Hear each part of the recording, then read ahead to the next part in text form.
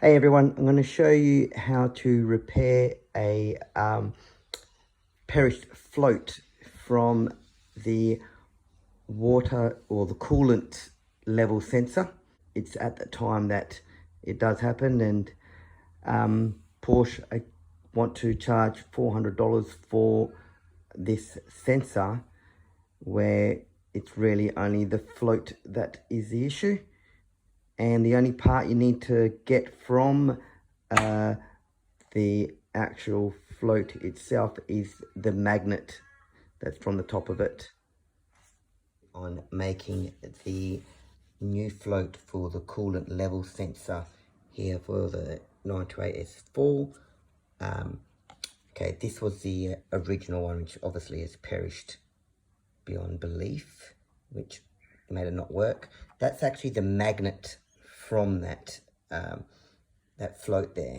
Now, I did do a test and saw that when it when the magnet came down to a certain point on that stem, it actually triggered off the wiring to allow it to go back on again. So obviously the sensor itself is not buggered, it's just the float. So I feel that I am not going to spend 400 Australian dollars just for a float to put a magnet on. So the original one that I was going to look at was this bucket, and again it was just a little bucket I had at home, but I was thinking about it, and I feel that it's too thin and probably wouldn't be able to withstand the heat of the coolant. So what I ended up finding was this piece of plastic. It's solid plastic, and I just cut it in half. That float is 28 mils. This is a little more. I think we're getting closer to I think it's 36 or something like that. So I'll end up joining the two pieces together and then trimming it down to 28 mil. I've already put it in water to see if it floats. I'll redo that again when after I've drilled everything up and that, make sure it's all going. And then I will put the magnet in it. I've already pulled out the drill bit that fits perfectly within the magnet. So the object is, I've got the hole saw. I've got the hole saw here, which is a 29 mil hole saw, which means the internal's about 26. This one here is about 27, but that 1 millimeter is not going to make a difference in here because it actually slides in and hits on that, doesn't go in or anything like that. So in saying that, I'm going to get on with it. I've just cut this down on the saw to the right thickness or height. Now I will, it's the right height to the original. Now I will get the hole saw, drill that through, dead smack in the middle. Once I drill that through, then I'll get the larger drill and drill it to the right internal size hole, which will then allow it to go into the virtually the holder, slides it. Then I will trim out the top bit to fit, the magnet dead smack in there. Okay, well, I've hole sawed it out and I've cleaned it up a bit, drilled the hole out a bit further with the right size drill bit, which is the same as what's on the magnet. With that, in saying that, I probably could have gone a little bit bigger diameter on the hole saw, as I've had to clean it up a bit, and you know, it didn't come out too straight, but it's pretty close to the size of the internal, where I don't want that to kind of get stuck, which it's not going to. But what I'll do is when I mount this into position, I will also mount another edge on the top of the plastic, so it can't go up and get stuck inside this section here. What I thought I'd let you know as well, what I did was, because I had to join it, and although I did use the gasket stuff, it didn't really hold very well. I didn't think it was going to work, so I used the glue, but just to make it more,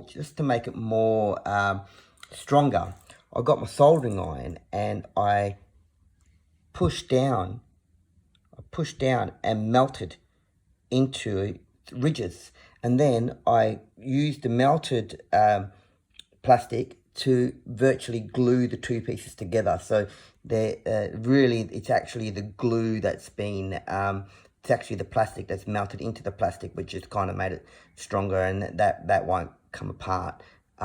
Anyway, I'm gonna get on with gluing the magnet in. Now with the magnet, what I'm actually going to do is I'm actually going to use my soldering iron.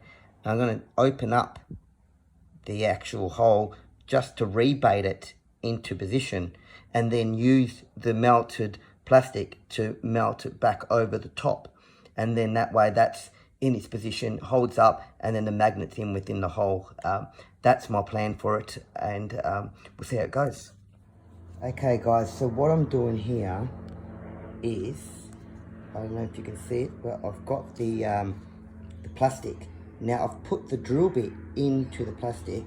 I'm trying to do it in one here and hold the camera at the same time, so bear with me. And now I'm getting the iron and I'm just opening up the hole to be able to get the magnet in. And when it's kind of done, what's going to happen is the magnet's going to slide in that point and then pushed into position, and then I'll mount over the top of it slightly. That's the plan. I'll get back to you on that once I've done it. A trial and error thing. It was still too heavy, like the plastic was still too heavy. Although I checked it in water prior, I think maybe the magnet just took it over its edge. So what I've done is I've actually drilled holes underneath, underneath but through the inside of the thing to hollow it out a bit. And now there is one there, but I'm starting to now with the soldering iron again, starting to fill the holes up, just the ends of them, so at least it's like a hollow air inside, so that way it can actually float and drop down. Drilled all the holes out and I've filled them all in. I'm putting it in position. Now before I glue that little piece back on, I'll test it in the water, make sure it does its whole float scenario. I'm going to try to do this and hold the camera at the same time on this one. So we got here, I'll put that in like that. But that, again, I'll glue that on. So we got that, it's sitting there like that, drops on. Sits in like that, drops on. And then we put it in the water. And not sure if you can see it, but it's floating. And then we lift it and it's down.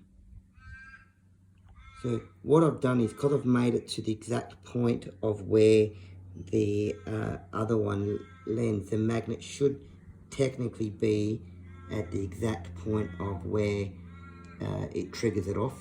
Test it now with the multimeter.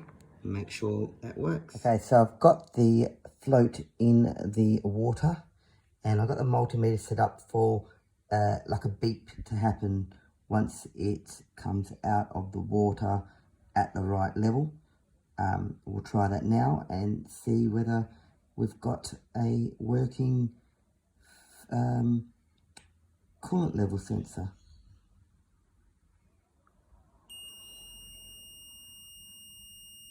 So yeah, and now it's working.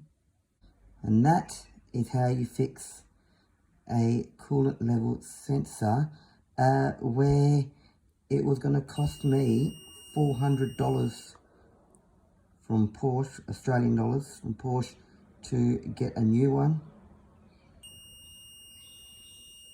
when just needed that happen. Done.